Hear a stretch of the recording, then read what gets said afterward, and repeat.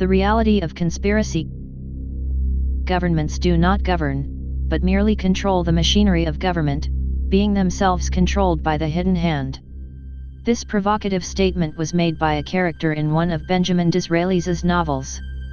The famous British conservative Prime Minister of Jewish background used his novels to shed light on the suppressed realities of the world. Disraeli clearly was convinced that even in his times the hidden hand was that of an international money power associated with revolutionary groups to subvert traditional society. Controllers of the news media of the world insist that there is no such thing as a conspiracy operating behind national and international events, but themselves provide evidence of conspiracy by the manner in which they attempt to suppress or distort information, which provides a strikingly different picture of world affairs to that generally presented.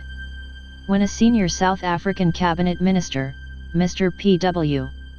Botha, attacked the notorious American Council on Foreign Relations praised by Quigley in his work in 1973, stressing that it was dominated by socialist-minded individuals and was subverting South Africans associated with it, there was a howl of rage and indignation from both the Afrikaans and English press of South Africa.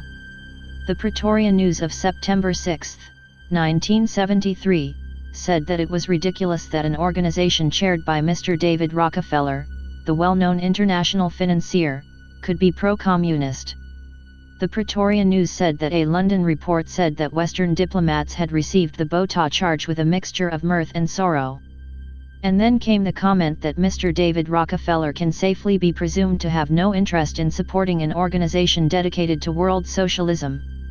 Shortly afterwards, while visiting South Africa, Mr. Rockefeller described the Botha charges as absurd, but as will be seen in this examination of censored history, Mr. David Rockefeller and other international financiers have played a major role in financing communism. When he opened his Chase National Bank in Moscow in May 1973, it was at the most prestigious address in Moscow, 1 Karl Marx Plaza. The Rockefellers have for a long time been financing and urging closer cooperation with the communists. On November 25, 1959, Study No. 7, published by the Council on Foreign Relations, advocated building a new international order which must be responsive to world aspirations for peace and for social and economic change, a new international order including states labeling themselves as socialist. In May of 1973, David Rockefeller was urging American Congress to grant favored nation status to the Soviet. As far back as 1955, David Rockefeller was saying that it was politically foolish to ignore Communist China. In July 1974, the Rockefeller Manhattan Bank started doing business with Red China, the first Western bank to do this for 24 years. David Rockefeller urged that Red China also be given favored nation status. At a press conference in Hong Kong at the time of the Red China deal, David Rockefeller said that apart from the banking arrangement with the Red Chinese, he had discussed with them the possibility of links between the Council on Foreign Relations and the Chinese People's Institute for Foreign Relations. I think they were very much interested in knowing more about how we conduct foreign relations and our attitudes on many subjects, he said.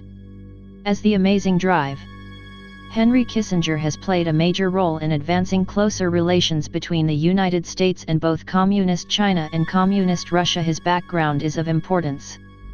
Before Richard Nixon was first elected president in 1968, Kissinger rather contemptuously said that he was unfitted to be the president of the United States. Kissinger had worked for the Rockefellers for years. He is a one-world advocate. But when elected, Nixon's first major appointment was drive Henry Kissinger as his personal advisor on foreign affairs, thus demonstrating the source of real power in the United States.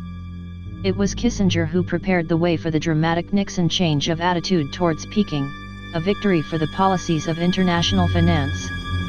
Kissinger negotiated the peace with honor deal in South Vietnam, leaving South Vietnam with no peace and the prospect of ultimate takeover by the communists. Henry Kissinger immigrated to the United States from Germany before the Second World War. Serving with him in the U.S.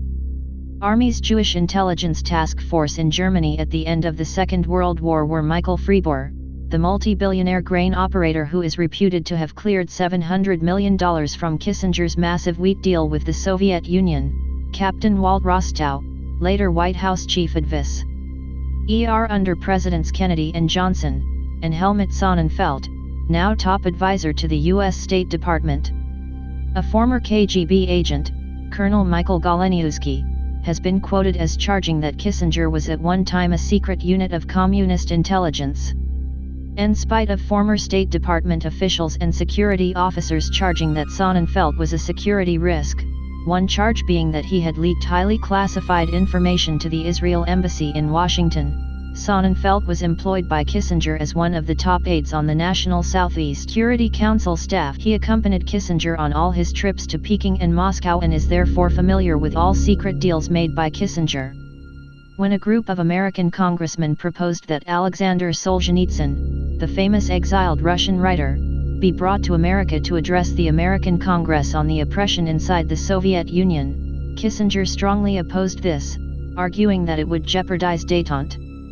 But Solzhenitsyn warned that massive American economic aid to the Soviet was enabling the Soviet to expand its military strength. Détente was a myth.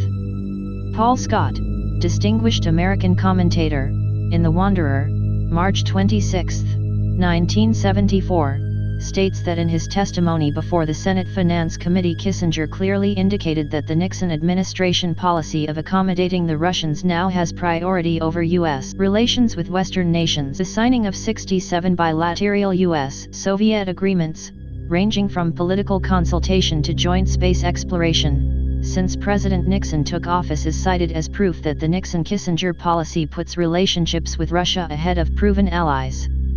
Like the international power groups he is serving, Dr. Kissinger takes a detached approach to the suffering of the millions of victims of communism in both the Soviet Empire and Red China. These noble advocates of a new one world are opposed to any policies which might free the victims of communist tyranny. They are prepared to ensure that Soviet military strength is maintained with financial and economic blood transfusions from the USA and other Western nations. They may be well educated, as Dr. Quigley asserts, but they are traitors to civilization.